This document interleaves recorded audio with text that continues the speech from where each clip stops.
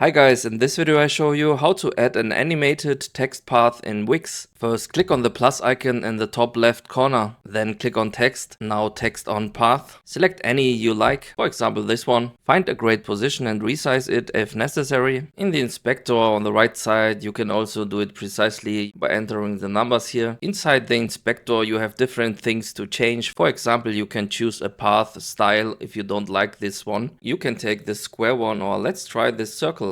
Let's adjust the position a little bit. And if you want, you can change the background color of this text path. Just click on this color icon here. And here you can also change a very specific color. Just choose what you like. Click on apply, and now you also have options to change the text style. And here you can change the text mode. You can choose repeat, so the animation will be repeated like a loop. As you see, there are many things you can change on this text path. If you want to change the text inside this text path, just click on the path and then click on change text. Inside this text box right here, you can type your own text. Just to show you, I'm gonna type in, you can add anything on the text path. In the end, just click on publish or preview to see how it looks like. Thank you for watching and see you next time.